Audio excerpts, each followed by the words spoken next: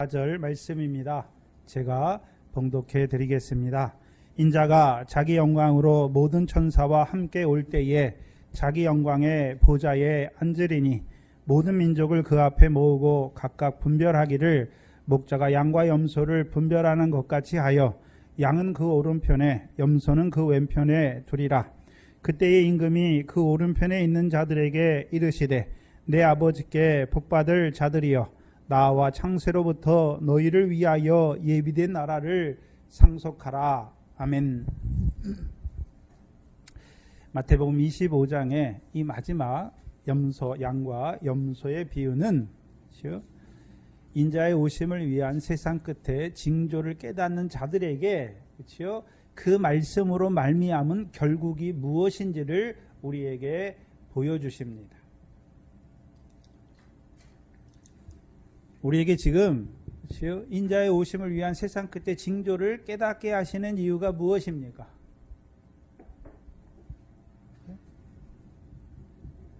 예비하는 자로 살게 하셨다가 그 첫 3년반 환난 때 신랑을 맞이하는 자로 살게 하시는 게 첫 번째 비유였다면, 두 번째 비유는요, 이제 우리가 어떤 자인지 주의 소유를 맡은 자인 것을 알게 하셔서 실제로 예비하는 삶이 무엇입니까?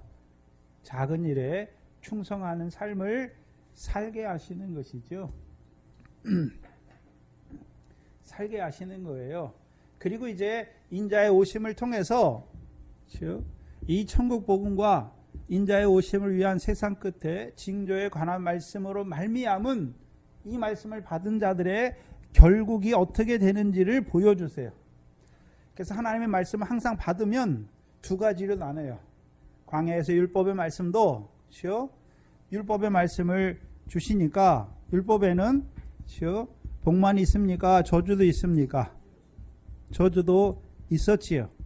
그러면 이 인자의 오심을 위한 세상 끝에 징조의 말씀을 받은 자들에게 두 갈래를 오늘 왼편과 오른편에 있는 자들을 통해서 보여주신단 말이죠. 그렇다면 오른편에 있는 자들, 곧 의인입니다.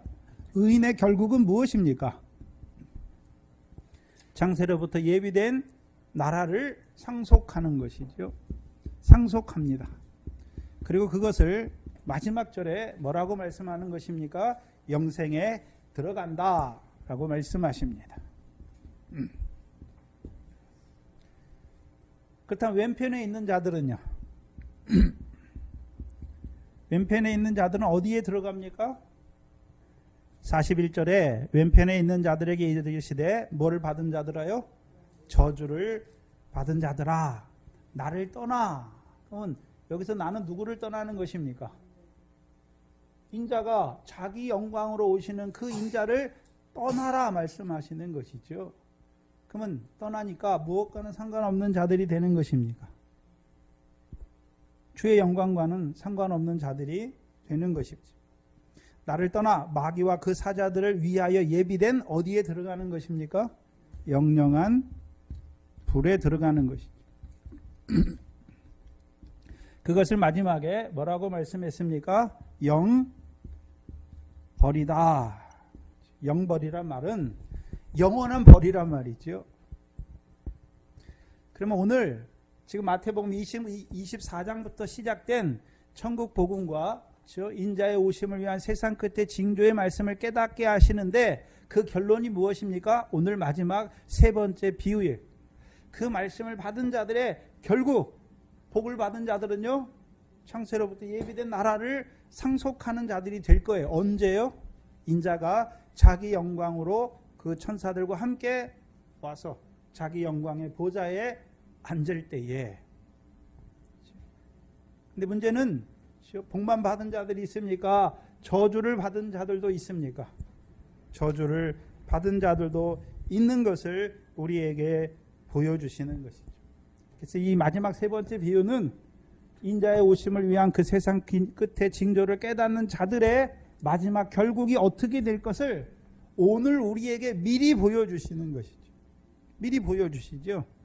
모세를 통해서도 신명기의 말씀에 모세를 통해서 이스라엘 백성이 이미 광야에서 율법을 받았지요. 받았습니다.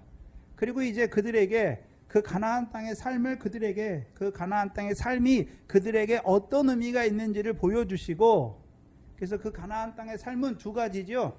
너희가 여호와의 율법을 청종하면 복을 받을 것이고, 너희가 여호와의 율법을 거스리면, 여호와의 목소리를 청종치 아니하면, 여호와의 명령을 저버리면 너희가 그 땅에서 저주를 받아서 그 땅에서 어떻게 된다라고 말씀하십니까?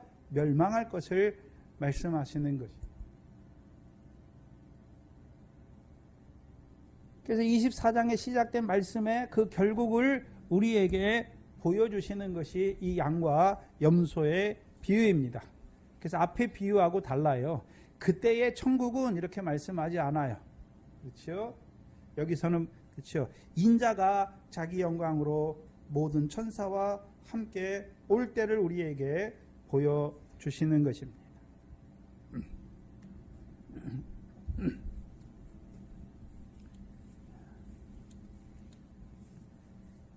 첫 번째, 이 비유의, 그렇죠? 이 비유의 전체적인 의미가 무엇인지를 이제 알았다면, 두 번째요, 자, 인자가 자기 영광으로 올 때죠.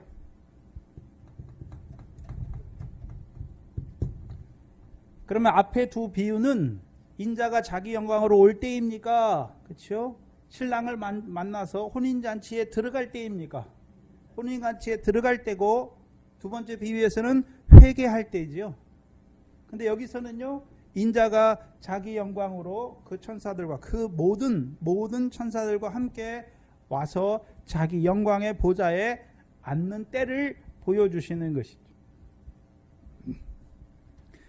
그렇다면 우리 금요일날 오시는 이제 우리 집사님 권사님들은 다 알고 계시죠. 인자의 오심은 무엇과 연결되어 있습니까? 인자가 오신다. 그렇죠? 그럼 저와 여러분에게, 성도들에게는 무엇과 연결되어 있나요? 고린도전서 15장 21절 22절 한번 보시죠. 찾아서 보세요.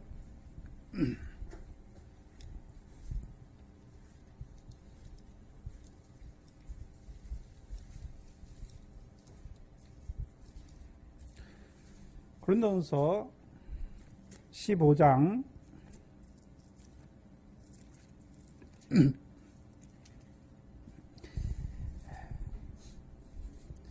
20절 이하에 보시면, 여기서 이제 문맥에 따라 하는 말씀이 뭐냐 하면, 그리스도의 부활을 말하면서 그리스도가 부활한 것은 우리의 첫 열매다라고 말씀하시죠.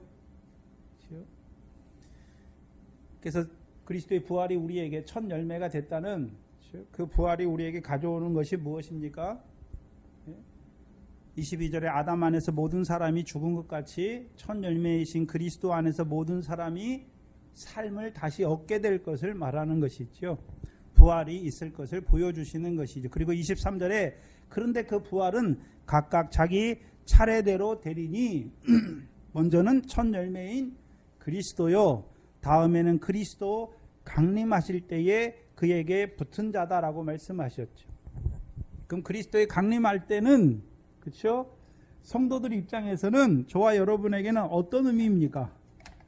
그리스도 안에서 부활할 때를 보여주시는 거죠.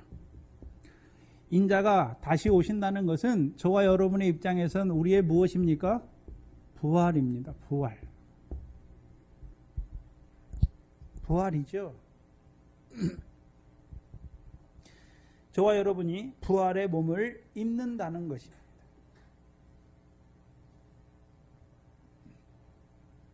그렇다면 오늘 본문에, 근데 성경에서 이 동성교회는 저와 여러분은 첫째 부활과 마지막 부활을 우리에게 보여주셨습니다.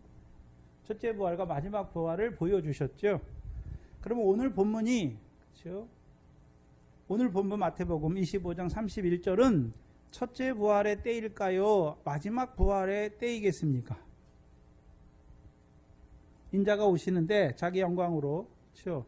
그 모든 천사와 오셔서 자기 영광의 보좌에 앉으시는 때를 말하는데, 이때가 첫째 부활하는, 그렇죠? 그때입니까? 아니면요 마지막 심판 보좌 어느 때입니까?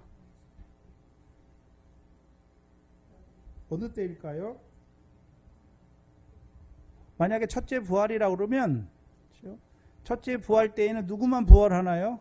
계시록 20장 4절에 예수의 증거와 하나님의 말씀을 인하여 목배임을 받은 자들만 부활하잖아요. 근데 여기서는 인자가 자기 영광의 보좌에 올 때 우편에 있는 자들만 있습니까? 왼편에 있는 자들도 이 앞에 서는 걸 보여주시는 것입니다. 이 앞에 서잖아요. 근데 첫째 부활에는 왼편에 있는 저주받은 자들은 거기 들어오지 못하지 않습니까? 그럼 이게 첫째 부활입니까? 마지막 인자가 오실 때를 보여주시는 것입니다. 마지막 인자가 오실 때를 보여주시는 것이죠. 그래서 우리가 지금 마태복음을 하면서 인자가 오시는 게 두 가지죠. 표현이. 첫 번째가 마태복음 17장 28절인가요? 16장 죄송합니다. 16장 27절 27절 이하와 마태복음 19장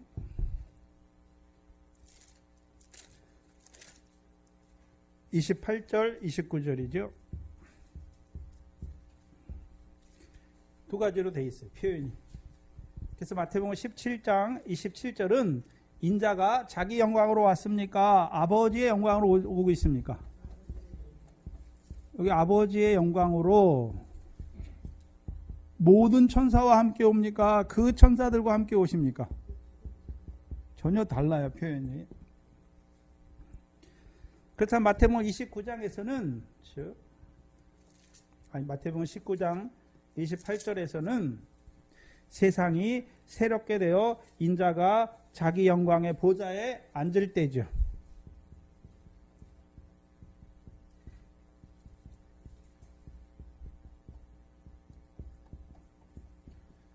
마태복음 16장 27절에서는 아버지의 영광으로 오실 때는 보좌가 안 나와요. 보좌가 나오나요? 안 나오나요? 안 나옵니다. 그럼 아버지의 영광으로 오실 때는 인자가 자기 영광의 보좌에 앉지 않는단 말이죠. 그런데 그렇죠? 마태복음 19장 28절에서는 인자가 세상이 새롭게 되어 인자가 어디에 앉습니까? 자기 영광의 보좌에 앉는 때지요. 그럼 인자가 어떻게 오셨습니까? 자기 영광으로 그 모든 천사와 함께 와서 자기 영광의 보좌에 앉는 때지요. 그래서 마지막 부활은 인자가 자기 영광으로 그 모든 천사들과 함께 오셔서 자기 영광에 앉으시는 때고, 두 번째는요, 세상이 새롭게 되는 때죠. 세상이 새롭게 되는 때란 말이죠. 그래서 데살로니가 후서 1장 7절 8절과 베드로 후서 3장 10절 이하잖아요. 불 가운데 임하시잖아요. 그렇죠? 그래서 베드로 후서 3장 10절에는 만물이 다 풀어질 것을 말씀하시죠. 그리고 이제 의에 거하는 바 새 하늘과 새 땅이 시작되는 것을 보여주시는 때죠. 이 세상이 새롭게 되는 때죠.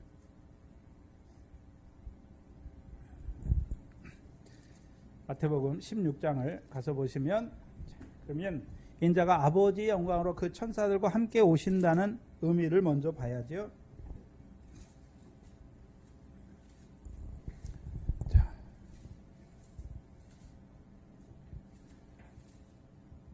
마태복음 16장 28절에 인자가 아버지의 영광으로 그 모든 천사와 함께 오리니 그때에 각 사람의 행한 대로 뭐 하십니까?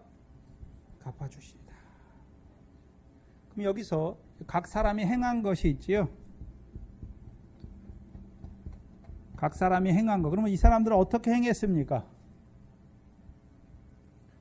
그래서 우리가 마태복음 16장의 구조가 주는 그리스도시요 살아계신 하나님의 아들이라는 것을 베드로에게 깨닫게 해주시고 고백하게 하시고, 이 반석 위에 음부의 권세가 해하지 못하는 내 교회를 세우겠다 말씀하십니다.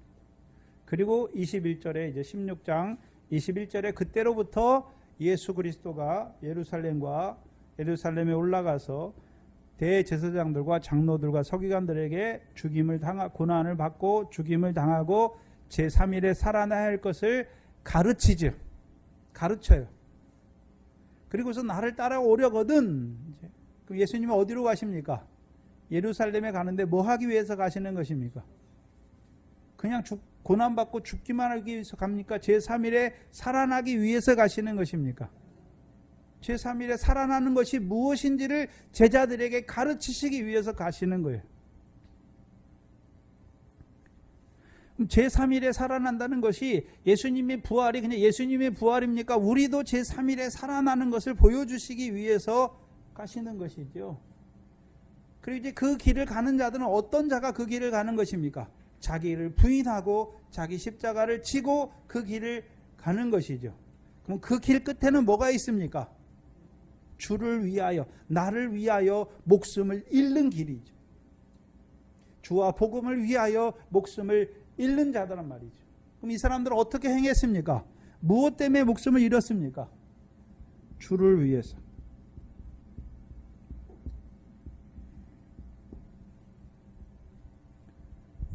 계시록에서 뭐라 그럽니까? 예수의 증거로, 하나님의 계명과 예수의 증거로 인하여 목배임을 받은 자들이란 말이죠.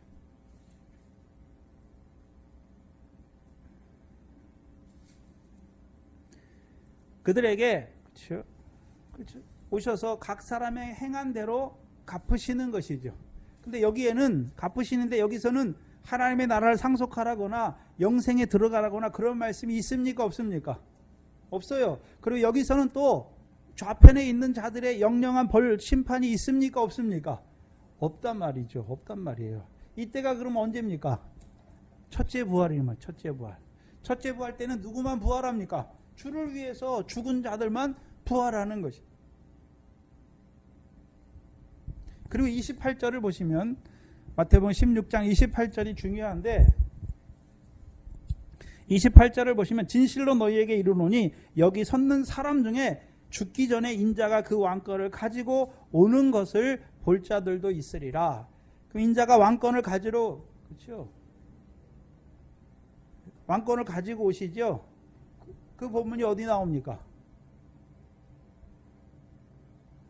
그래서 우리가 그 소유를 맡기는 비유를 달란트 비유를 할 때 인자가 먼 곳으로 갔는데 누가복음에서는요 뭐를 얻기 위해서 타국에 가셨습니까?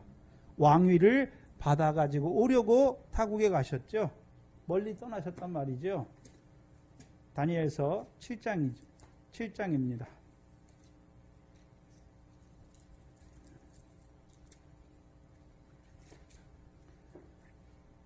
다니엘서 7장 13절 14절입니다. 내가 또 밤 이상 중에 보았는데 인자 같은 이가 하늘 구름을 타고 와서 옛적부터 항상 계신 자에게 나와 그 앞에 인도되매 그에게 권세와 영광과 나라를 주고 모든 백성들과 나라들과 그 방언하는 자로 그를 섬기게 하였으니 그 권세는 영원한 권세라 옮기지 아니할 것이요 그 나라는 패하지 아니할 것이라. 그런데 13절 본문 앞에 어떤 내용이 있습니까? 13절 본문 앞에 11절과 11절에 넷째 짐승에 나온 그 마지막 뿔이 넷째 짐승에서 나온 그 마지막 뿔이 심판받는 것을 11절에 보여주시죠.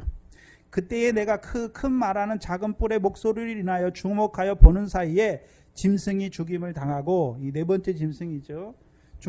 그 시체가 상한 바 되어 붙는 불에 던진 바 되었으며 그리고 12절에 그 남은 모든 짐승은 그 권세를 빼앗겼으나 그 생명은 보존되어 정한 시기가 이르기를 기다리게 되었더라. 계시록 20장 1절로 3절 말씀이죠. 그래서 계시록 19장의 마지막에 싸우잖아요. 하늘 군대와 이 짐승의 편에 선 자들이 싸우죠. 근데 짐승이 잡히고 그와 그 미혹하던 선지자들이 불못에 던지고 20장 1절에 하나님께서 용을 잡으시니 곧 사단이요 뱀이죠.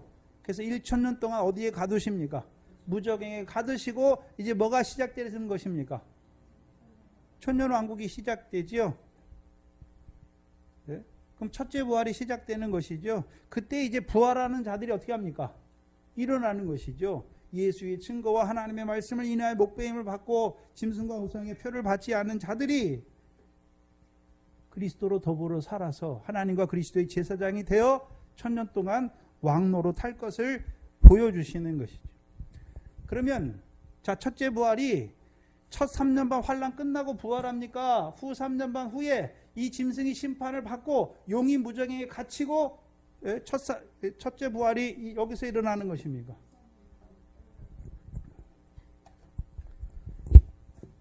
환란의 시대가 있고 첫 3년반 환란이 있고 후 3년반 환란이 끝나는, 그렇죠? 보셔야죠. 그러니까 쭉 따라가다 보면 계시록의 순서대로 돼 있잖아요. 뒤에 가면 뭐 중간에 순서가 어긋나 있어요. 뒤에 가면 첫 3년반 환란 때 이때를 보여주시는, 그렇죠? 요 전과 요 때를 보여주시는 게 지금 두 비유예요. 마태복음 25장의 두 비유. 신랑을 맞이하기 위해 살아가는 자들 두 비유를 보여주시고, 이제 첫 3년반 환란이 되면 어떻게 합니까? 등과 기름을 준비하는 자들은 순교를 당하는 것이죠. 그리고 달란트를 받은 자들도 뭐 때문에요? 계명을 지키다가 죽임을 당하는 것이죠. 그리고 이때 부활하는 게 아니란 말이죠. 왜요? 용이 무정에 안 갇혔잖아요. 짐승도 심판을 받지 않았단 말이죠. 다니엘서의 구조도 그렇고 계시록의 구조도 어떻습니까? 여기가 첫째 부활하는 것이 아니라, 그렇죠? 마지막에 짐승이, 넷째 짐승이, 바다에서 올라온 짐승이 심판을 받고 그 다음에 이제 왕위를 받아가지고 오시는 것이죠. 그래서 아버지의 영광으로 오셔서, 그렇죠? 각 사람의 행한 대로 예수의 증거와 하나님의 말씀을 인하여 목배임을 받은 자들에게 그 행위대로 갚아주시죠. 갚아주시는 것이 무엇입니까? 첫째 부활이죠. 첫째 부활에 참여하는 자들은 복이 있고 거룩하도다. 하나님과 그리스도의 제사장이 되어 그리스도로 더불어 1000년 동안 왕노릇할 것을 말씀하시는 때죠. 그럼 이때는 나머지 죽은 자들은 1000년이 차기까지 삽니까? 살지 못합니까? 살지 못해요. 그리고 이때는 이 좌편에 있는, 그렇죠? 저주를 받은 자들의 심판이 있습니까? 없습니까? 이때는 여기는 심판 보좌가 없어요. 그래서 마태복음 17장에 여기는 심판 보좌가 없는 거예요. 그렇죠? 그리고 이제 연결되는 게 왕위를 받아가지고, 왕권을 받아가지고 오시죠. 그럼 이제 무슨, 그 왕권이 무엇입니까? 나라와 권세와 영광이죠. 그걸 누구에게 주십니까? 첫째 부활에 참여하는 자들에게 주시는 것입니다. 예수님이 살아계셨을 때에도 권세를 누구에게 주셨습니까? 제자들에게. 영광의 복음을 누구에게 맡기셨습니까? 제자들에게. 나라를 누구에게 맡기셨습니까? 제자들에게. 그럼 이 천년 왕국도 누구에게 맡기시는 것입니까? 첫째 부활에 참여하는 자들에게 권세를 주시죠. 그럼 그들의 권세가 무슨 세상 다스리는 그런 권세입니까? 말씀의 권세입니까? 말씀의 권세지.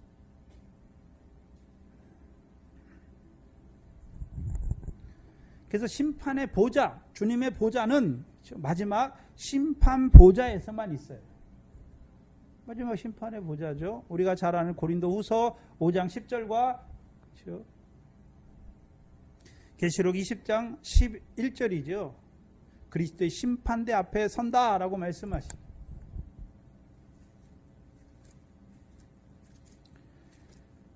고린도후서 5장 10절을 보시면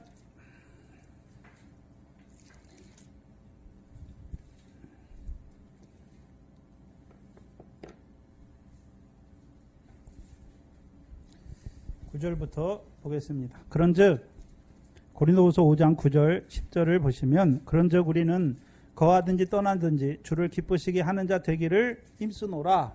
왜 그러면 우리가, 그렇죠? 목숨과 상관없이 우리가 왜 늘 주를 기쁘시게 하는 자가 되어야 된다라고 말합니까? 사도 바울은. 이는 우리가 반드시 그리스도의 심판대 앞에 드러날 것이기 때문에. 그럼 그리스도의 심판대 앞에 드러난다는 말은 각각 사람마다 각각 선악간에 뭐를 따라서요? 그 몸으로 행한 것을 따라 받는 것이죠. 그렇다면 오늘 마태복음 25장에 왼편에 있는 자들과 오른편에 있는 자들 뭐대로 받습니까? 각각 자기 몸으로 행한 것을 따라 한 사람은 창세로부터 예비된 나라를 상속하는 것이고 왼편에 있는 자들은요 저주를 받는 것이죠. 그래서 영영한 불에 떨어지는 것을 보여주시는 거죠. 그렇다면 오늘 본문에 다시 돌아오셔서 보시면 인자가 자기 영광으로 그 모든 천사와 함께 올 때에 자기 영광의 보좌에 앉으리니, 이때가 그러면 첫째 부활 때입니까? 마지막 심판의 부활 때입니까? 마지막 심판의 부활 때인 것을 보여주시죠.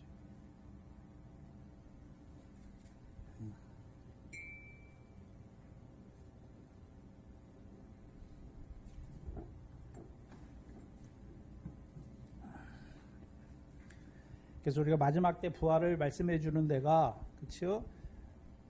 고린도전서 15장 50절 이하와 데살로니가전서 4장 15절 이하, 그리고 데살로니가 후서 1장 6절 이하 7절 이하가 마지막 심판대를 우리에게 보여주시는 거예요. 그 마지막 부활을 보여주시고, 그렇죠?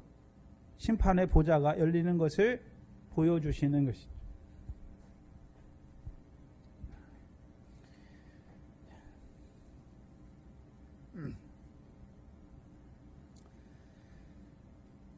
오늘 본문 다시 돌아오서 보시면 인자가 자기 영광으로 모든 천사와 함께 올 때에 자기 영광의 보좌에 앉는다. 그렇죠? 우리가 사도신경에 말하는 저리로서 산자와 죽은 자를 심판하러 오시는, 심판주로 오시는 주님을 말씀하시는 것입니다.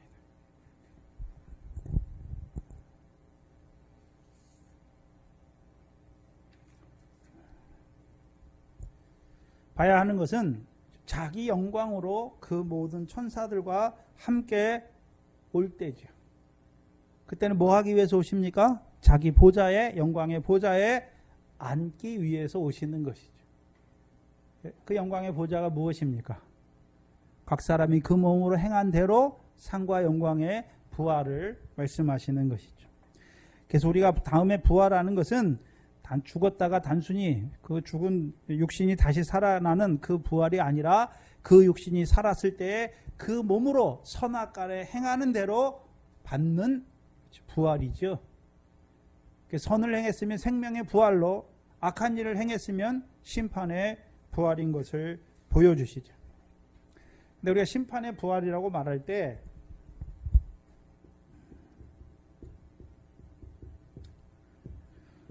그렇죠? 잘한 일을 선으로, 몸으로 선한 일을 행한 사람은 생명의 부활로, 이게 심판이 이루어지는 거죠. 그렇죠? 그리고 악한 일을 행한 자도 심판의 부활로 이루어지는 것이죠. 드러나는 거예요. 드러나는. 네? 그래서 고린도전서 3장 9절 이하에서는, 그렇죠? 예수 그리스도의 터 위에 무엇으로 쌓였는지 그게 언제 드러납니까?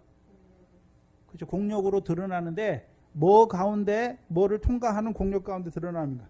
불 가운데 드러나죠. 불 가운데. 타고 썩어지고 새야지는 건 다 통과하지 못한단 말이죠.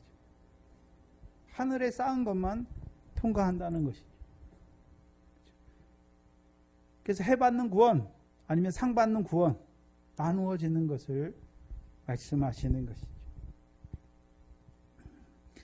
근데 자기 영광, 왜 자기 영광으로 오시는 것입니까? 왜 주께서 자기 영광으로 오시는 것입니까? 자, 주께서 우리에게 상과 영광을 주실 때 우리가 행한 대로 주시긴 주시는데, 그게 내가 행할 만해서 주시는 것입니까? 주께서 우리의 구원의 주가 되실 뿐만 아니라 우리를 그 영광으로 이끌어 들이신 대로 주시는 것입니까? 이끌어 들이셨잖아요. 그래서 고린도후서 3장 18절이죠.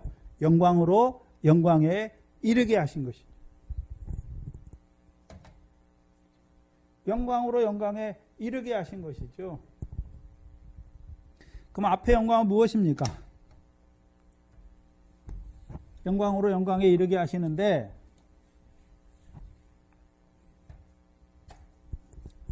앞에 영광은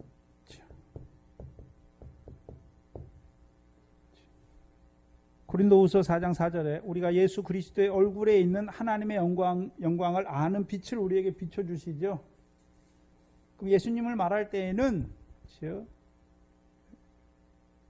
독생자의 영광이죠. 말씀이 육신이 되어 우리 가운데 오셨는데 독생자의 영광이죠.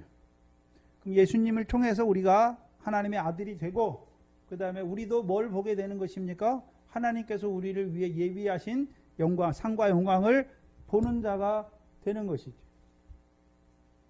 그럼 보기만 하는 것입니까? 그 영광으로 우리를 이끄십니까? 그래서 성령을 보내시죠. 성령이 오시면 성령 자신의 영광을 나타냅니까? 예수님의 영광을 나타내시는 것입니까? 예수님의 영광을 나타내시죠. 그럼 예수님이 어떻게 영광에 들어가셨습니까? 고난을 통해 들어간 것처럼 너희도 그러면 그와 함께 영광을 얻기 위해 너희도 뭘 받아야 된다고요? 고난을 통해서 이루시는 영광을 보여주시는 것이죠. 그래서 영광으로 영광에 이르는데 주의 영으로 말미암음이죠. 그럼 성령이 오셨다는 의미는 우리에게 뭘 보여주십니까? 고난 받으시고 영광에 들어가신 주의 영광을 보여주어서 그 영광으로 우리도 영광스럽게 하시는 것이죠. 전에는 저와 여러분이 성령이 오기 전에는 무슨 영광만 봤습니까? 세상 영광이죠. 썩어질 불타버릴 잠깐 있다 없어질 그 세상 영광을 쫓기 위해서 살았어요. 예수 믿었지만 여전히 육신으로 살아가는 그 세상의 부귀 영광이었지. 근데 성령이 오시니까 누구의 영광을 보여주셨습니까? 주의 영광, 하늘에 있는 영광을 보여주니까 이제 우리도 무엇을 얻기를 원하는 것입니까? 그 영광을 얻기를 원하는 것이죠. 봐야 하는 것이죠. 먼저 하늘에 뭐가 있는지를 봐야죠. 그러니까 우리도 그 영광에 합당한 그 생활을 하기를 원하지만 우리가 하지 못하잖아요. 그렇죠? 우리에게 진리의 성령을 통해서 진리 가운데로 인도하여 주셔서 이제요 그 상과 영광에 합당한 그 나라와 의를 이루게 하신 것이죠. 우리를 구원하셨을 뿐만 아니라 우리를 그 영광에 이끌어 가시, 그 영광으로 이끄시는 것이죠.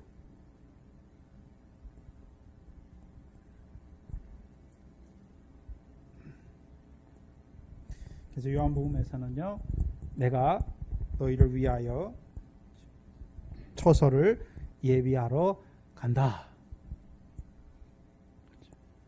예비가 되었으니까 이제 뭐 합니까? 오시는 것이죠.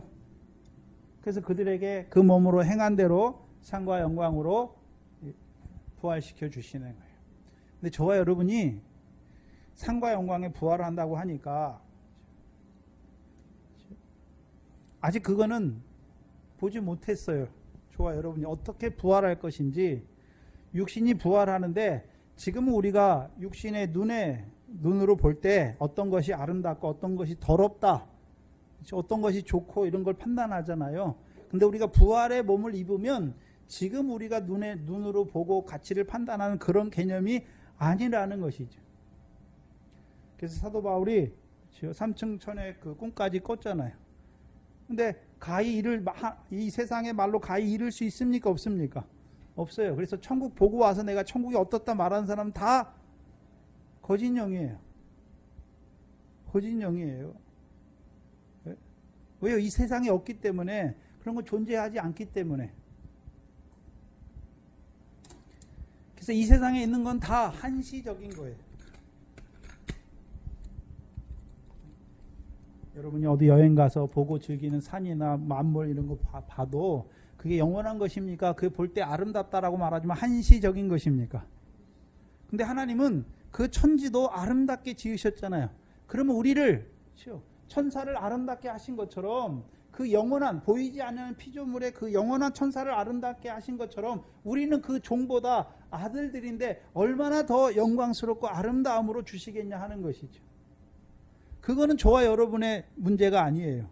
그래서 사도 바울이 고린도전서 15장에서 부활에 대해 말하면서 부활이 어떻게 오는 것을 말하면서 너희가 밀과 알에 씨를 뿌리잖아요. 형체를 갖춘 씨를 뿌리지만 그것이 다음에 어떻게 100배 60배 결실하는 것은 알지 못하지만 믿음으로 뿌리는 것이죠. 저와 여러분에게도 상과 영광, 어떤 영광이 우리에게 있고 지금 보이는 것처럼 너는 믿음 생활 잘했으니까 금이 몇 개, 집이 몇 채 이런 개념이 아니란 말이죠. 우리가 만지고 소유하는 그런 개념이 아니라는 것이죠. 전혀 다른 개념이라는 것이죠.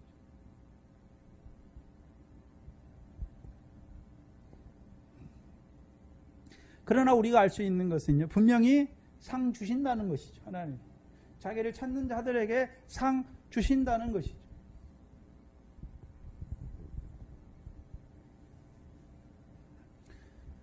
그럼 마지막에 우리가 부활할 때 그리스도 안에서 부활하는 거예요. 우리를 창세전에 그리스도 안에서 지었듯이 그리스도 안에서 부활하는 것입니다. 그럼 우리를 창세전에 그리스도 안에 지었다는 것은 영광 받을 후사로 지으신 거죠. 그럼 이제 이 땅에서 예수님 그리스도가 이 땅에 왜 왔습니까? 우리를 그리스도와 함께한 자로, 그리스도와 함께 모으는 자로 이 땅에서 육신으로 살아가게 하시기 위해서 오셨고, 이제 그 삶이 끝나면 이제 인자가 자기 영광으로 오실 때 이제 우리가요 그리스도와 함께 후사가 되는 거예요. 그리스도 안에서 부활한단 말이죠. 그리스도 안에서 부활한다고 하는 것은 단지 그냥 그리스도 안에 믿었으니까 부활한다는 그런 개념이 아니라 그리스도와 함께 후사가 되어서 그 영광에 참여하게 되는 것을, 영광의 부활을 이루는 것을 말하는 것입니다. 또한 두 번째, 그 모든 천사와 함께 오신다. 첫째 부활 때는 그 천사들이고, 여기서는요 그 모든 천사와 함께 오시죠. 근데 우리가 잘 아는 히브리서 11장 14절에는 모든 천사들은 어떤 천사로 지으셨습니까? 하나님께서 구원 얻을 후사들을 위하여 섬기라고 보내신 자들이 아니냐라고 말씀하십니다. 히브리서 1장 14절에 모든 천사들은 부리는 영으로서, 여기 부리다라는 개념은 좀 잘못된 게요, 섬기는 영으로서, 영인데 뭐 하는 영입니까? 섬기는 영입니다. 그럼 누구를 섬깁니까? 뒤에 보시면 구원 얻을 후사들을 위하여 섬기라고 보내심이 아니냐. 그럼 보내신다는 거죠, 영을.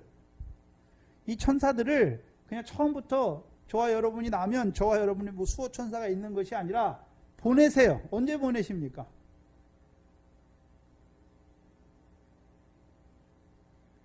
구원 얻을 후사가 되었을 때 보내시는 거죠. 구원 얻을 후사가 되었을 때 보내신단 말이죠. 한마디로 말하면 믿음이 생길 때부터 이제 그 천사가 우리를 섬기는 것을 보여주세요.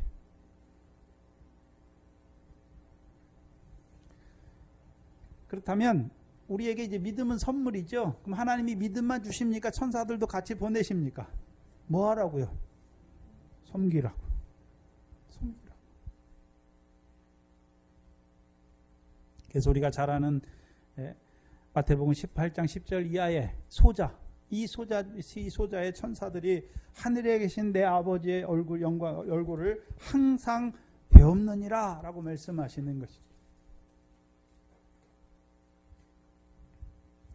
그래서 믿음을 선물로 받은 자들은 하나님을 이제 신약에서는 하나님을 뭐라고 부릅니까? 아버지라고 부르는 것이죠. 그래서 우리가 이 땅에서 아버지 부르면 하나님이 들으시는 것이죠. 우리의 기도를 상달하는 것을 계시록에서 보여주시는 것이죠. 그럼 천사들이 우리를 섬기는데 어떻게 섬깁니까? 요한복음 1장 51절이죠. 요한복음 1장 51절에 이보다 더 큰 일을 보리니, 먼저 큰 일은 무엇입니까? 내가 너를 무화과 나무 아래서 보았다 함으로 믿느냐? 그게 일이고, 하늘에서 이루신 일이고, 더 큰 일은 무엇입니까? 예수께서 육신을 입고 이 땅에 이스라엘의 왕으로 오셨죠. 그 더 큰 일을 말할 때 천사들이 인자 위에라고 말씀하시죠. 인자 위에 뭐 하십니까? 오르락 내리락 하는 것을 보여주시죠. 여기서 인자는 모든 사람의 아들을 말하는 것이 아니라 한 명, 하나님의 아들이신 예수 그리스도를 말씀하는 거예요. 영어 성경에 다 대문자로 써놨단 말이죠. 그럼 인자 위에 오르락 내리락 하지요. 그러면 인자 위에만 오르락 내리락 합니까? 인자의 살과 피를 먹은 자들 위에도 오르락 내리락 하십니까? 인자의 살과 피를 먹은 자들 위에서도 오르락 내리락 하는 거예요.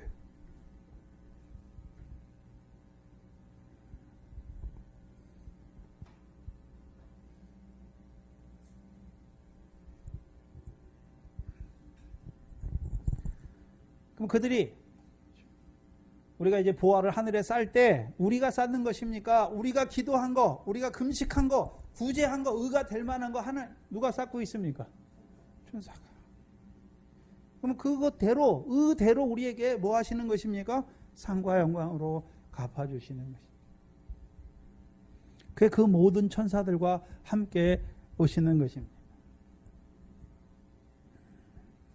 자기 영광의 보좌에 앉으리니 32절에 모든 민족을 그 앞에 모으고 각각 분별하기를 목자가 양과 염소를 분별하는 것이 하여 양은 오른편에 염소는 왼편에 두리라.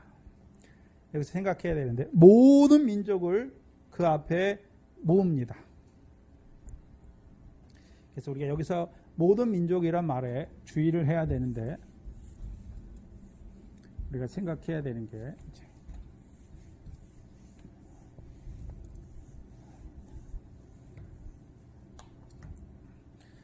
분별해야 되는 것은 마태복음 24장 31절과 분별해야 되죠.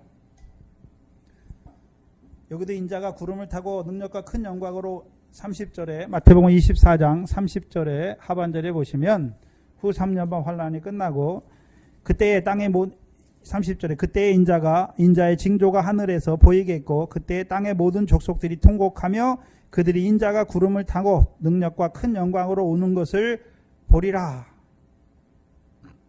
그리고 저가 큰 나팔 소리와 함께 천사들을 보내리니 여기 이 천사들이 누굽니까? 그 천사들이 그렇죠. 모든 천사가 아니라 아버지의 영광으로 오실 때 그 천사들과 함께 오는 거죠. 함께 천사들을 보내리니 저희가 그 택하신 자들을 하늘 일 끝에서 저 끝까지 사방에서 모으시는 거죠. 근데 모으시는데 여기서는 심판하기 위해서 양과 염소로 분별하기 위해서 모으시는 것입니까? 주를 위해서 목숨을 잃은 대로 이제 첫째 부활 영광에 첫째 부활에 참여하는 자로 세우시기 위해서 모으시는 것입니까? 그거죠. 그렇다면 오늘 본문은 그럼 이 모든 민족을 모으시는데 누구를 통해서 모을까요?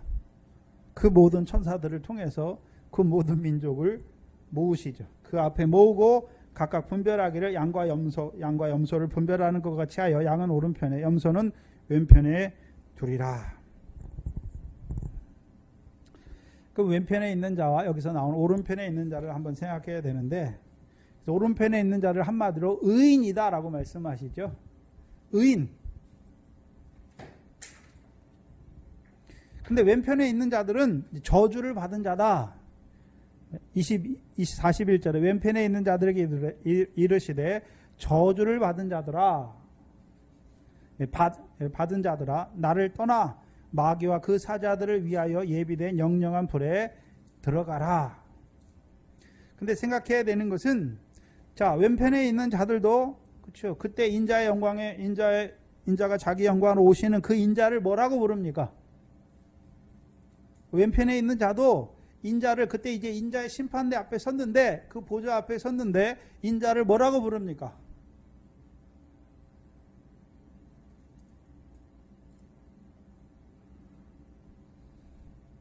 (44절에) 저희도 대답하여 가로되 주여 뭐라고 부릅니까?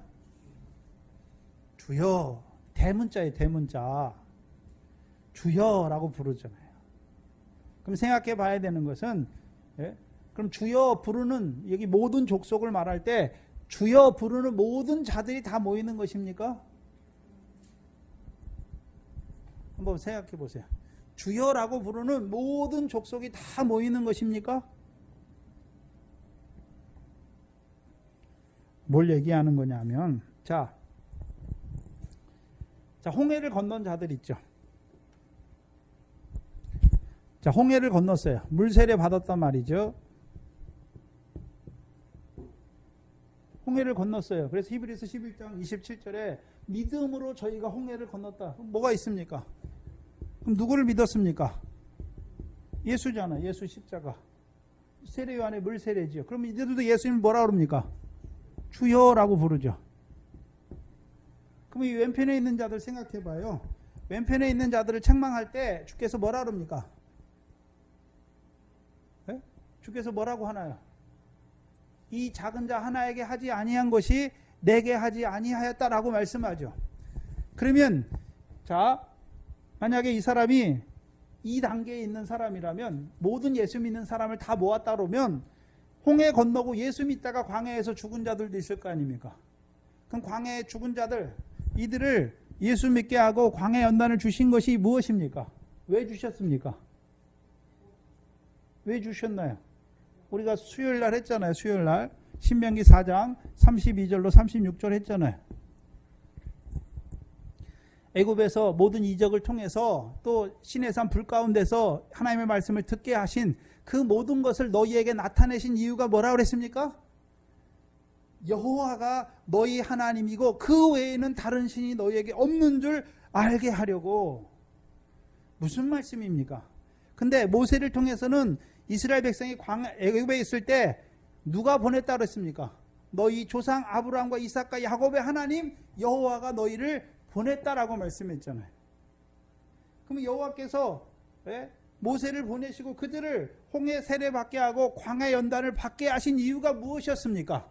조상들에게 약속하신 씨, 애굽에서는 땅에 티끌같이 많게 하시고 이 홍해와 광야의 연단을 통해서 이들을 하늘의 별과 같은 아브라함의 씨로 만드시는 그 하나님이 여호와라는 것이죠. 금송아지가 여호와 하나님이 아니란 말이죠. 조상들에게 약속하신 대로 너희를 아브라함에게 약속하신 내 자손을 하늘의 별과 같이 많게 하실 그 말씀을 이루시는 하나님이 여호와란 말이에요.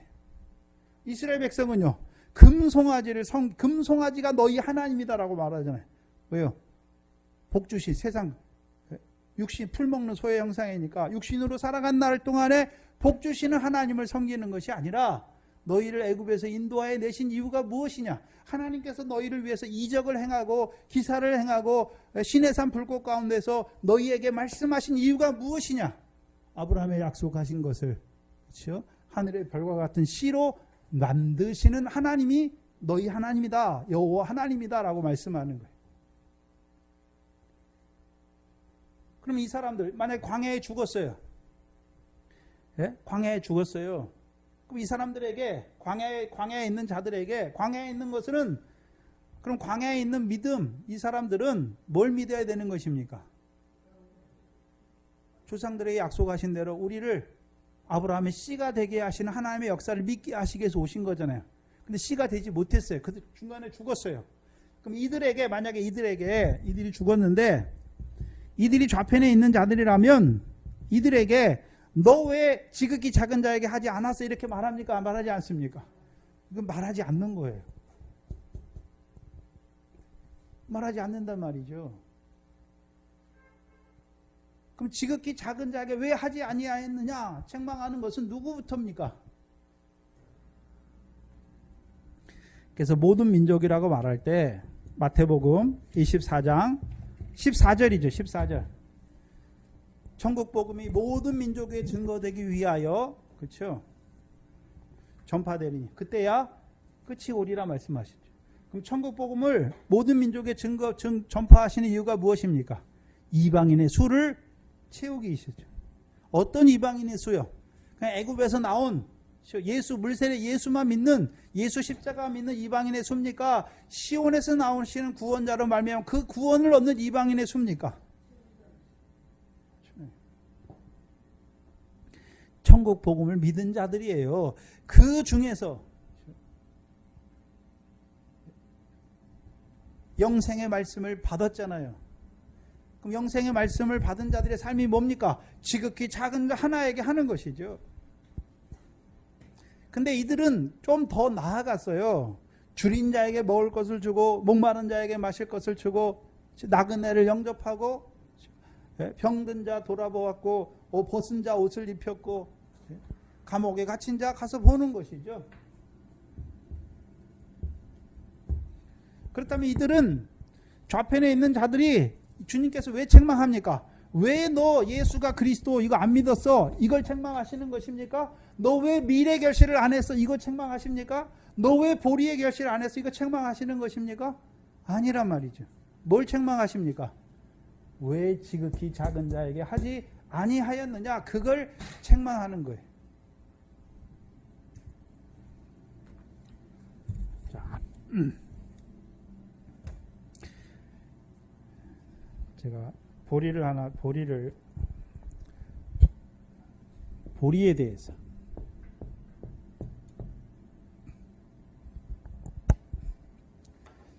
보리떡, 전도사님이 이제 보리떡 5개다라고 말씀해서 보리떡은 무슨 고난을 통해 이루시는 영광이라고 말했죠.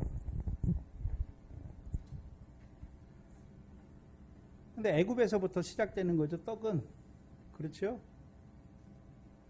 근데 보리를 말할 때 사사기 룻기에 가면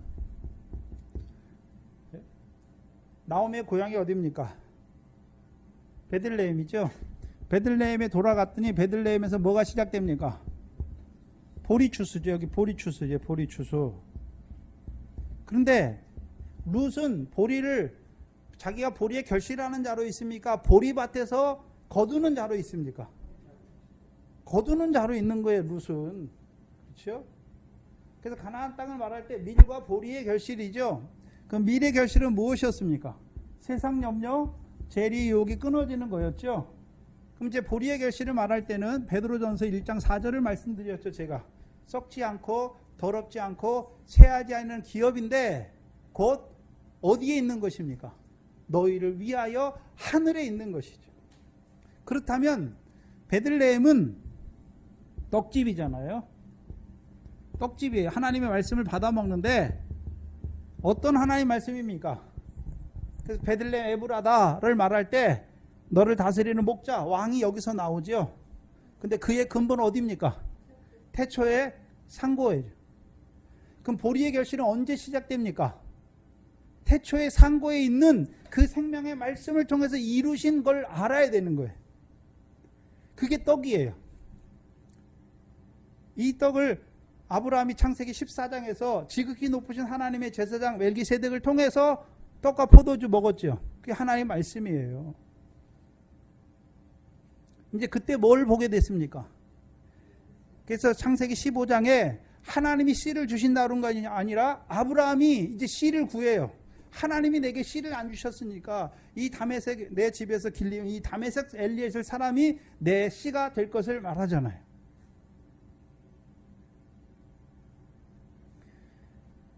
그래서 저와 여러분이 이제 보리의 결실은 언제 시작됩니까? 하늘에서 뭘 이룬지를 알아야 돼요. 네? 하늘에 있는 게 뭔 줄 알아야 썩지 않고 더럽지 않고 새하지 않기에 사는 이유가 무엇입니까? 하늘에 있는 기업을 얻기 위해서잖아요. 근데 이 미래 결실은 세상 염려, 재리, 유혹 끊어지는 거잖아요. 이거는 하늘하고 별로 상관이 없어요. 하나님이 다스린다는 개념이에요. 너희가 하나님 나라 백성이라는 개념이에요. 그래서 육신의 목숨을 위해서 더 이상 염려하지 말라는 개념이에요, 이거는. 근데 보리의 개념은 썩지 않고 더럽지 않고 새하지 아니한다는 것이 이제 뭐를 보기 때문에요? 하늘에 너희가 너희를 위하여 간직하신 그 하늘의 기업이 있는 것을 보는 거예요. 그럼 누가 보게 되는 것입니까? 베들레헴의 생명의 떡으로 오신 거예요. 태초의 상고의 근본이시키가 창세전에 우리를 그리스도 안에 택했고 그가 이제 우리를 오신 거죠, 이 땅에. 왜요? 자기 살과 피를 주어서 우리로 어디에 쌓으려고요? 하늘에. 그렇죠? 썩지 않고 더럽지 않고 새하지 않는 자로 사는 삶이 무엇입니까? 하늘에 기업을 잇는 자로 사는, 그게 보리란 말이죠.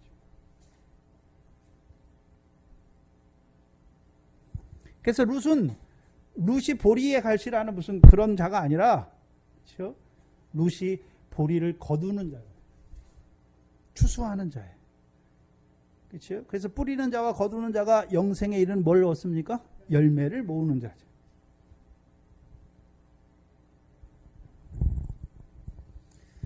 그렇다면 오늘 본문에 돌아와서 보시면, 자, 그러면 이 좌편에 있는 자들에게 너희는 예수 안 믿었기 때문에 너희는 악한 자들이 저주받았다. 아니면 너희는 예수가 그리스도를 믿지 않았기 때문에 저주받았다. 너희가 미래 결실을 안 했기 때문에 너희는 저주받은 자들이다. 아니면 너희가 보리의 결실을 하지 못했기 때문에 저주받았다라고 말씀하지 않아요. 지극히 작은 자에게 하지 아니하였다라고 말씀하는 것이죠. 그러면 그들은 당연히 누구에게 해야 됩니까? 지극히 작은 자 하나에게 해야 됨에도 불구하고 하지 않았단 말이죠. 한마디로 주여라고 부른 거 보니까 천국 복음으로 부르심 받은 자예요. 천국 복음으로 부르심 받은 자란 말이죠. 또한 인자의 오심과 세상 끝에 관한 징조의 말씀도 들은 자예요. 근데 어떻게 삽니까? 영생에 이르는 열매가 없는 자로 살아가는 것이죠. 지극히 작은 자에게 하지 않는 것이죠. 근데 자기들도 했다고 말하죠. 그러면 지금 자, 인자가 자기 영광의 보좌에 앉아서 모든 민족을 모을 때, 여기서 모든 민족은 창세기 12장 3절의 모든 민족이 아니라 마태복음 24장 14절의 모든 민족이에요. 창세기 12장의 모든 민족은 아브라함의 씨로 말미암아, 그렇죠? 모든 민족이 복을 받기를 원하는 것이죠. 이삭과 같이 씨가 되기를 원하시는 것이고, 그러면 이 모든 천국 복음을 전파해 주는 이유가 무엇입니까? 씨가 된 자들로 하여금 하나님의 나라를 상속하는 자들로 세우시기 위해서 주신 복음이에요. 그게 천국 복음이에요.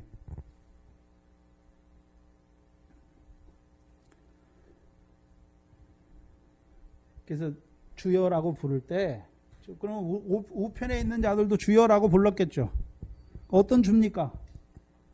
베드로가 고백했잖아요. 주는 그리스도시요 살아계신 하나님의 아들을 고백했지요.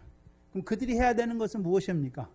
음부의 권세가 해하지 않는 자로 살아야 되는 것입니다. 그럼 왼편에 있는 자들은 어떤 자로 살았단 말입니까? 음부의 권세에 해함받는 자로 산 것을 보여주시. 41절에 왼편에 있는 자들에게 이르시되 저주를 받은 자들아 나를 떠나 마귀와 그 사자들을 위하여 예비된 영영한 불에 들어가라 말씀하시죠. 자, 그러면 생각해 보세요. 히브리서 2장에 사망의 세력을 잡은 자 누구라고 말했습니까? 마귀. 그럼 마귀가 사망의 세력만 잡았습니까? 바다의 세력도 잡았고 음부의 세력도 잡은 자입니까? 음부의 세력도 잡은 자잖아요. 그러면 베드로와 같이 주는 그리스도시여 살아계신 하나님의 아들이라는 것을 주셨으니까 주여라고 부른 것이죠. 근데 문제는 무엇입니까? 음부의 권세에 해함받는 자로 살아갔다는 것이죠. 음부의 권세에 해함받는 자로 살아갔어요. 이 천국 복음의 말씀을 받아놓고서도 인자의 오심을 위한 이 세상 끝에 징조의 말씀을 받았으면서도 어떤 자로 살았습니까? 음부의 권세에 해함을 받는 자로 살았어요. 그래서 우리가 마태복음 16장을 할 때 음부의 권세가 해하지 못하는 교회 다음에 이제 무슨 말씀 주셨습니까? 고난과 죽음과 제3일에 살아날 것에 대한 말씀을 주셨죠. 마태복음 24장도 천국 복음에 대한 말씀을 주시고 이제 그 환난의 때를 다니엘 선지자를 통해서 예언하신 그 환난의 때를 보여주시는 것이죠. 왜요? 그 환난의 때에 예수의 증거와 하나님의 계명을 지키다가 뭐 하란 말입니까? 주를 위해 죽는 거예요. 그게. 그렇다면 우리가 심판할 때 흰보자 심판이죠. 계시록 20장 11절 이하죠. 흰보자 심판할 때 한꺼번에 죽은 모든 사람들, 택자들이 한꺼번에 와서 심판을 받습니까? 바다가 그 가운데 죽은 자를 내어주는 심판이 있고, 사망이 그 가운데 죽은 자를 내어주는 심판이 있고, 음부가 그 가운데 죽은 자를 내어주는 심판이 따로 있습니까? 따로 있어요. 근데 우리가 시간적으로 뭐로 따로 있다는 개념이 아니죠. 그때는 시간이나 이런 공간의 개념은 없어지잖아. 이제 부활 때니까. 새 세상이 됐으니까. 그때는 부활체예요, 부활체. 그럼 부활체가 무슨 이런 공간인의 죄악을 받습니까? 그냥 예수님처럼 예수님이 부활의 몸을 입었을 때 제자들이 문을 닫고 앉아 있는데 예수님이 갑자기 어디에 서십니까?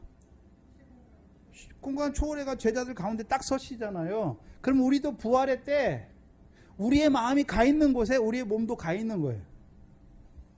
지금 텔레비에 보면 텔레비에 보면은 이동하는 거예요. 순간 우주 과학 영화를 보면 여기 있다가 막 지구에 있다가 막 우주로 토성으로 막 그런 공간의 이동을 보여주잖아요. 괜히 나오는 게 아니에요. 그 부활의 몸을 입을 때 보여주시는 거예요.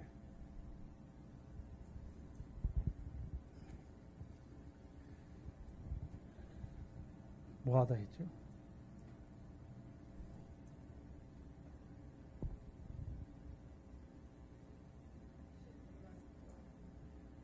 그 전에 심판의 보좌 할 때, 심판의 보좌 할 때,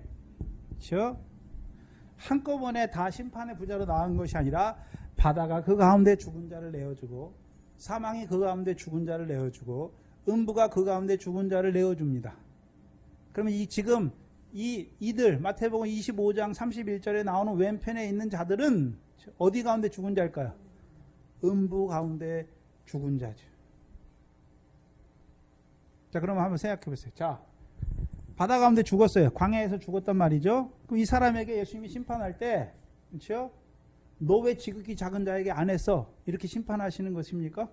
아니잖아요. 왜? 주는 그리스도시 살아계신 하나님의 아들인지 몰랐어요. 예수만 믿은 거예요. 그 사람은 그러면 이 사람의 심판의 기준은 무엇입니까? 예수 믿는 것하고 광야에 주시는 만나와 반석의 물을 먹었음에도 그렇게 살지 못한 것에 대한 심판이에요. 그래서 우리가 로마서 2장을 보면 심판을 말할 때 율법이 없는 사람은 양심이 있는 율법의 법이 그의 심판의 기준이 되는 거고, 율법이 있는 사람은 율법이 그 사람의 심판의 기준이 되는 것이죠. 그러면 이 사람들, 여기 왼편에 있는 사람들의 오늘 모든 민족의 심판의 기준은 무엇입니까? 천국 복음이에요. 그리스도 예수를 주로 받았단 말이에요. 영생의 말씀을 받았단 말이죠.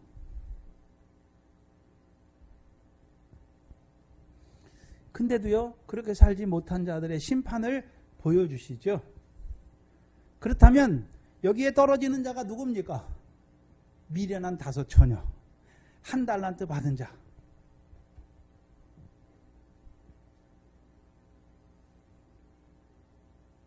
자, 그래서 조금밖에 안 받았는데 많이 달라고 그러니까 많이 받은 자에게 많이 달라고 말씀하시는 것입니다. 그러면 저와 여러분이 이 영광의 복음까지, 이 음부의 권세가 해하지 못하는 이 영생의 말씀까지 깨달았어요. 깨달았는데도 불구하고 그걸 저버리는 자의 심판이 어떻습니까? 훨씬 더 큰 것을 보여주시는 거죠. 근데 문제는 우리를 영생의 말씀 주신 것은 우리를 더 큰 심판에 처하게 하시기 위해서 주신 것입니까? 그 하나님의 나라를 상속하게 하기 위해서 우리에게 이 말씀으로 부르신 것입니다. 이 말씀으로 부르신 것입니다.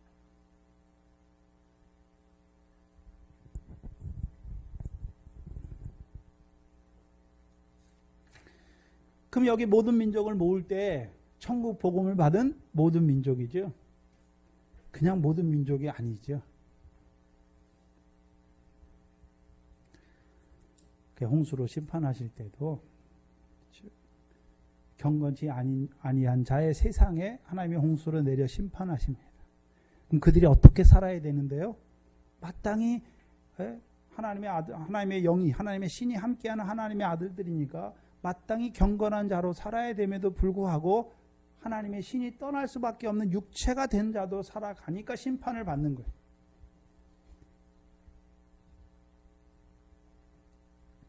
그럼 오늘 우리를 이 영생의 말씀으로, 더 나아가서는 이 마지막 때의 인자의 오심을 위한 그 세상 끝에 징조까지 깨닫게 하셨는데 우리가 미련한 자가 되어서 미련한 5 처녀와 같이 1 달란트 받아가지고 그걸 흙에 감추는, 육체를 따라 살아가는 그 미련한 자가 되어서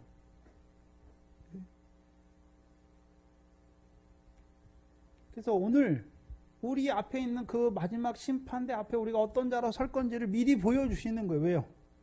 이렇게 너희가 다 받지 않느냐? 그러면 마땅히 이제 너희가 어떠한 자가 되어야 마땅하뇨? 저와 여러분에게 묻는 것이죠.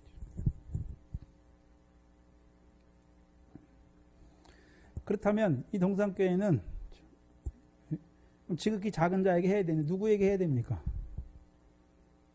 애굽에 있는 여러분의 남편에게 하는 것이고, 아직도 광야에 있는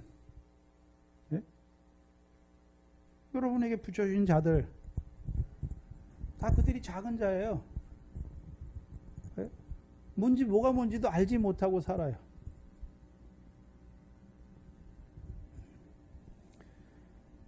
먼저 우리에게 주셨잖아요. 그렇죠? 그러면 줄인 자에게 먹을 것을 주고 목마른 자에게 마실 것을 주려니까 우리가 그럼 다 목회자가 되고 그래야 되는, 그걸 말하는 게 아니에요. 세례요한과 같이 인도하는 것이죠. 친구죠, 친구. 그럼 목회자가 살리는 것입니까? 하나님의 말씀을 주셔서 살리는 것이죠. 도구예요, 도구, 단지. 뿌리는 자와 거두는 자로 세우신, 물 주는 자로 세우신 도구잖아요. 그럼 그가 결국 누구 앞에 서야 됩니까? 주님 앞에 서서 주님의 말씀을 듣는 자로 세워야 하는 것이죠.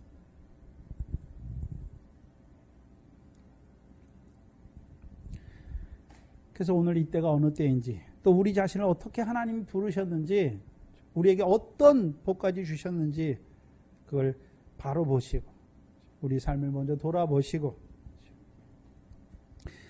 이 교회가 이 천국 복음을 이루어가는 그 교회가 되기를 축원합니다.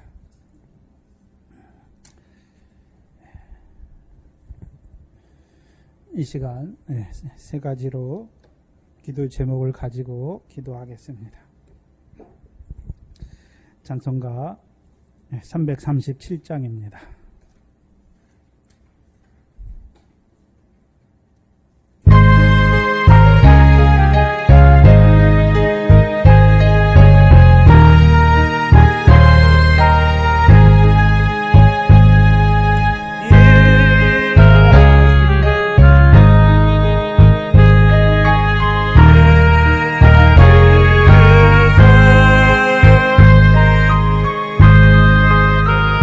Yes.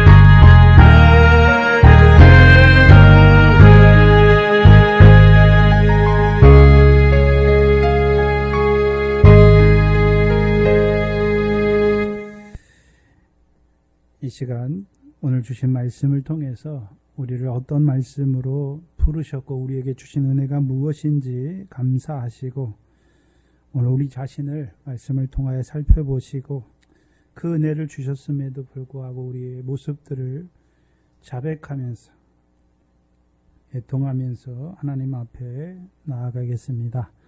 오늘은 특별히 한나와 같이 우리 마음을 모으고 그렇죠?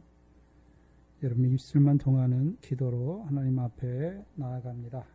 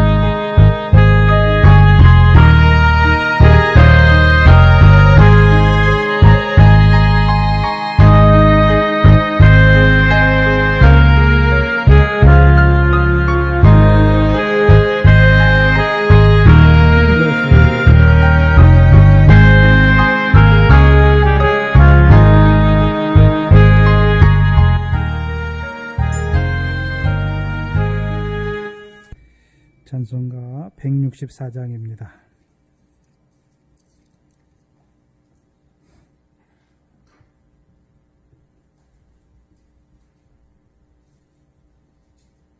(164장입니다)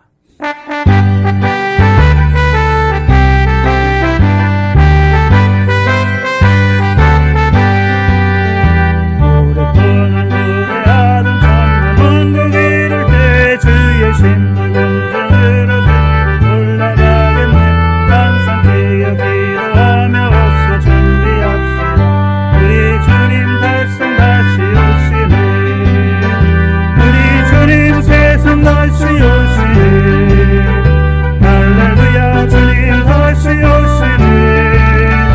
악한 마귀 결박하고 세상 다스리시네.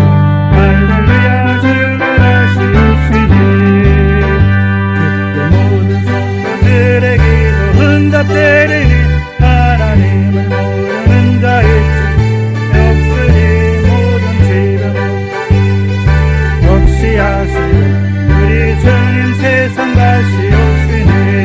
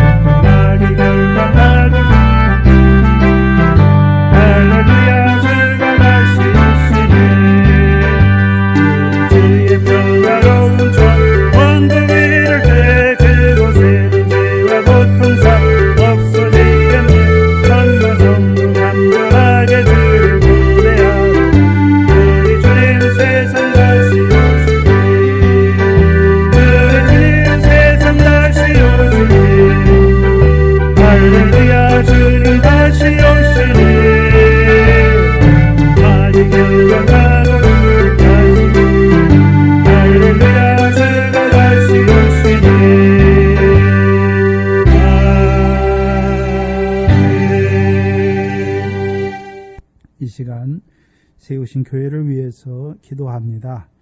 교회라고 하면 건물이나 이런 것이 아니라 믿음으로 부르심 받은 자들이 교회입니다.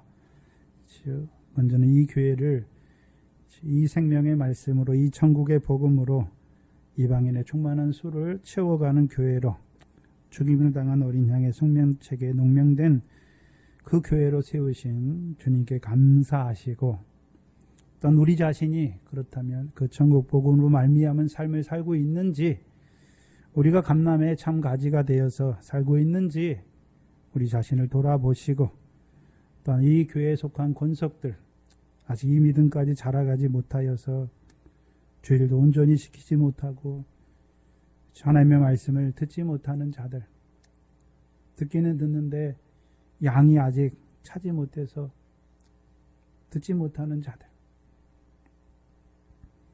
오늘도 광야에 있고 미래 결실을 하다 말다, 또 보리의 결실이 뭔지도 모르고 열매 맺는 것이 뭔지도 모르는 이 교회에 속했지만 말씀을 들으러 오지만 그 말씀을 깨닫지 못하는 그들의 귀를 열어주시기를, 우리 교회가 작으니까 여러분들이 다 알 거 아닙니까? 여러분 마음에 하나님이 주신 대로 그 마음으로 형제들을 보시면서 통성으로 하나님께 나아갑니다.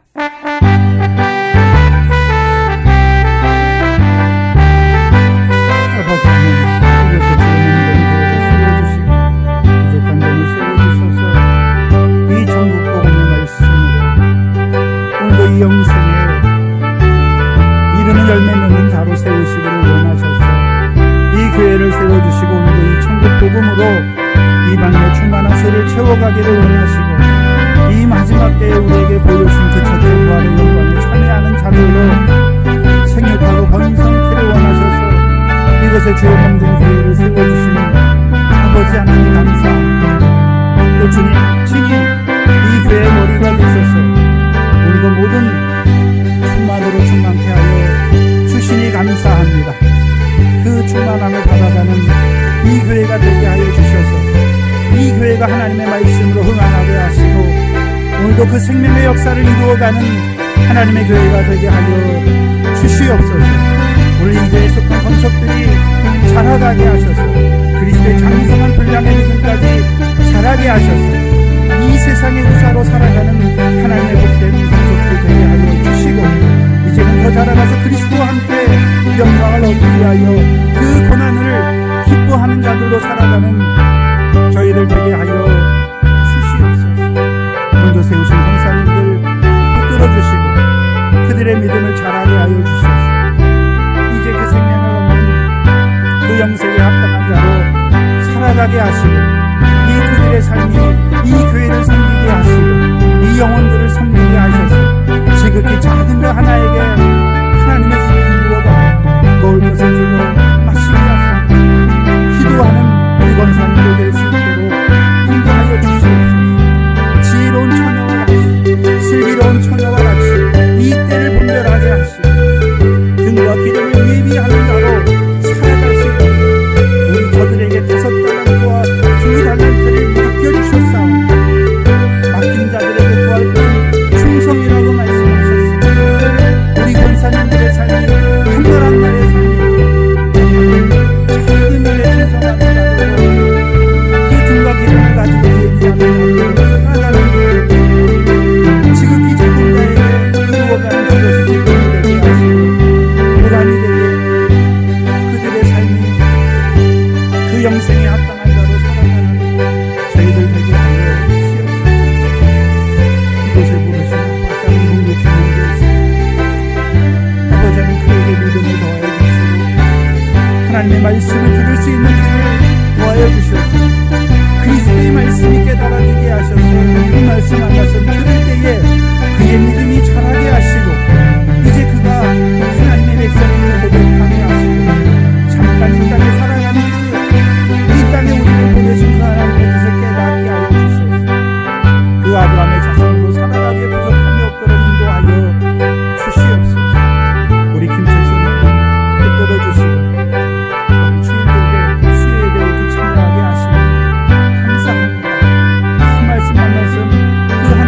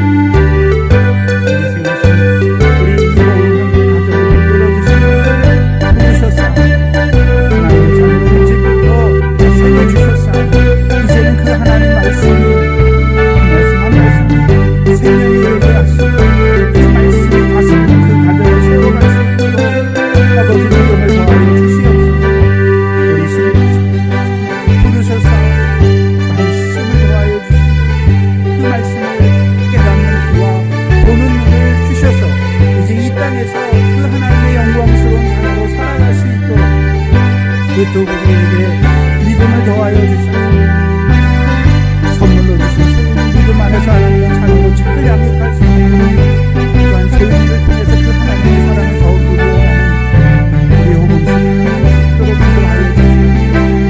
우리 담당자를 붙들어 주시고 우리 청년에게부터 그 하나님의 말씀을 존중히 여기게 하시고 그 말씀을 인하여 그 청년의 때를 슬기롭게 보낼 수 있도록 인도하여 주시옵소서. 아버지, 이 세상 가운데 믿음을 지키기 어려운데 그들의 이 말씀을 도와여 주셔서 늘 성령이 그들 속에서 하시는 그 세미한 음성을 따라 하나님의 자녀로 더러운 것을 분별하게 하시고 거룩한 자로 살아갈 수 있도록 끌어내려 주시옵소서. 무진히 하나님을 끌어주시고 무진히 불쌍히 주시옵소서. 은혜를 베풀어 주셔서 그 하나님의 말씀이 생명인 것을 알게 하시고 그 하나님의 말씀을 듣는 하도록 그 귀한 시간에 하나님 앞에 나오게 하여 주시옵소서. 하나님 앞에 함께하여 주시고 하나님께서 하시는 그 생명의 말씀을 받아먹는 우리 청년들, 학생들 되게 하여 주시옵소서. 세우신 우리 집사님들 끌어주시옵소서. 우리 자녀들, 우리 아무도 집사님들 끌어주시옵소서. 하나님의 성도한 가운데 하나님만 의뢰하게 하시고 이제 이 천국 복음 안에서 아버지 하나님 앞에 온전한 자로 세움받는 우리 집사님 가정 될 수 있도록 인도하여 주시옵소서.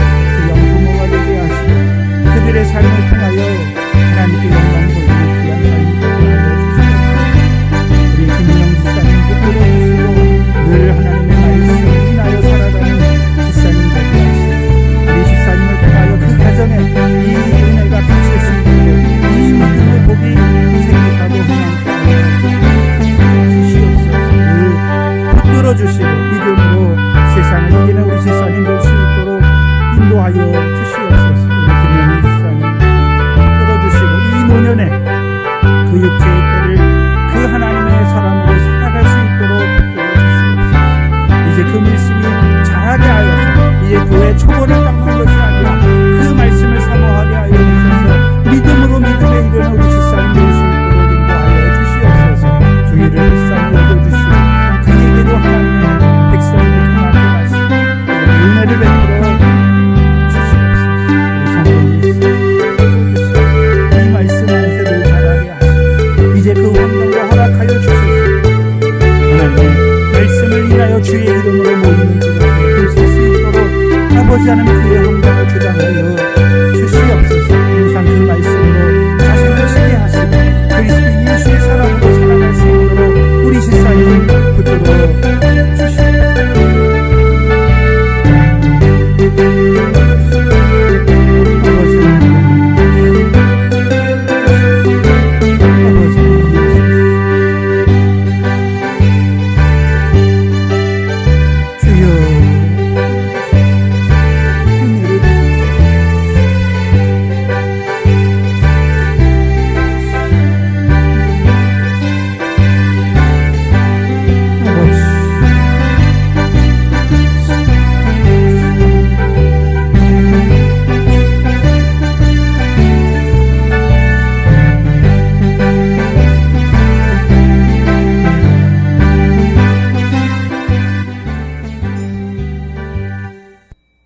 마지막으로 하나님께서 우리에게 붙여주신 가정이 있습니다. 우리의 고르게 친척들이 있습니다. 남편을 위해서, 자녀를 위해서, 또한 내 삶이 그렇다면 우리 가정에서 참으로 하나님을 두려워하여서 거룩한 자로, 신실한 자로 살아가고 있는지 돌아보시고, 또한 우리에게 주신 그 자녀들, 우리에게 붙여주신 남편, 또한 우리에게 붙여주신 고르게 친척들을 위하여 기도하시겠습니다.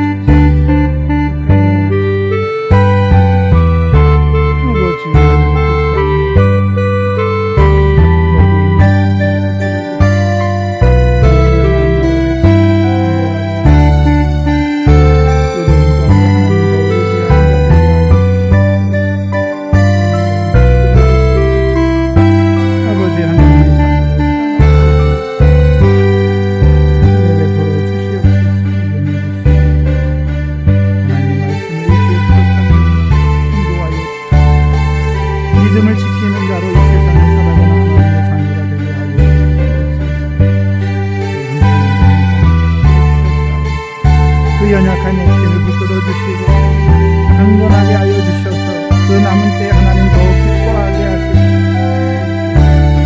건강을 허락하여 주시고 늘 자녀들을 위하여 야곱과 같이 지팡이 머리에 의지하여 기도하는 우리 원사님 되게 하여 주시옵소서. 불쌍히 여겨주시고 늘 은혜 가운데 붙들어 주셔서 이 사모일이 힘들지 않게 하시고 기쁨으로 잘 감당할 수 있도록 은혜 베풀어 주시고 통화에 실족하지 않도록 도와주시옵소서. 아버지 우리에게도 이 믿음을 주셔서 그 상을 바라보는 자들로 살아갈 수 있도록 은혜 베풀어 주시옵소서. 이 교회에 세우신 권석들을 가정을 풀어주시고 먼저 부르심 받은 자들을 통하여 하나님이 살아계심을 나타내 주시고 그들의 삶을 통하여 그 전도의 문이 열리게 하시고 그들의 삶을 통하여 한 생명 한 생명 살려가는 이 생명의 말씀의 역사가 강하게 하여 주시옵소서. 붙들어 주시고 믿음으로 세상을 이기는 우리 권사님들 사람들 인도하여 주시옵소서. 한 해 동안도 하나님께서 우리를 붙들어 주셨고 미련하고 우둔하고 악한 자들이었지만 우리의 죄를 사하시고 우리를 긍휼히 여기셔서 이 시간에도 하나님 앞에 나오게 하셨사. 우리의 연약함을 우리의 불법과 우리의 부정을 다시금 은혜를 입혀주셔서 은혜를 받은 자로 살아갈 수 있도록 세우신 그 자리에서 그 은혜를 발할 수 있도록 그 빛을 발할 수 있도록 붙들어 주시옵소서.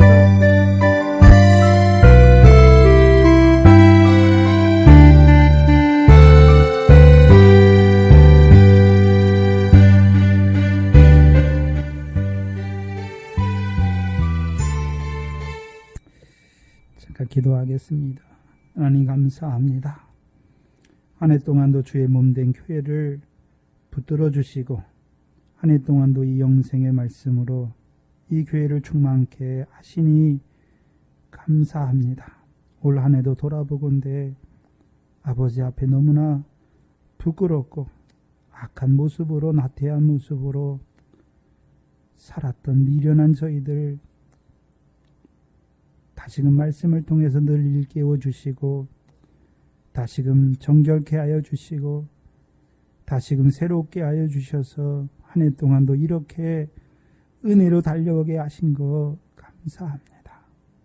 이 교회에 주신 은혜를 감사하는 저희들 되게 하시고 이 교회가 늘 그 하나님의 말씀에 붙들려 살아가는 귀한 하나님의 백성들 되게 하여 주시옵소서. 속한 권속들 우리 소인으로부터 우리 노년에 이르기까지 늘 은혜 가운데 붙들어 주셔서 그 하나님의 백성으로 이 세상 가운데 그 하늘의 유업을 얻는 하나님의 우사로 살아가기에 부족함이 없는 저희들 되게 하시고 이제 그것을 위하여 우리에게 주시는 말씀을 사모하는 자들 되게 하시고 이제 말씀을 인하여 오는 환난을 두려워하는 것이 아니라 그 환난을 통하여 그 하나님의 뜻을 바라보는 기도하는 더욱 믿음의 사람들 되게 하여 주시옵소서.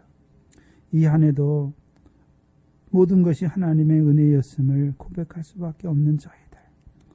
그 은혜를 얻었지만 그 은혜를 온전히 감당하지 못한 저희의 허물을 감추어 주시고 이제 새롭게 주시는 한 해에는 그 하나님의 은혜가 그 하나님의 사랑이 이 교회를 통하여 더욱 흥왕케 하시고 그 은혜로 말미암아 그 사랑으로 말미암아 이 교회에 속한 권속들이 그 부르심의 상을 향하여 더욱 달려가는 자들 되게 하시고 이제 이 교회가 그 생명의 역사를 이루어가는 특별히 이 천국 복음의 말씀과 인자의 오심을 위한 이 말씀을 주셨사오니 그 이방인의 충만한 수를 채워가게 하시고 그 첫째 부활에 참여하는 그 생명의 역사를 이루어가는 주의 몸된 교회가 되게 하여 주시옵소서. 부족한 종을 붙들어 주시고 한 해 동안도 말씀으로 허락하여 주신 거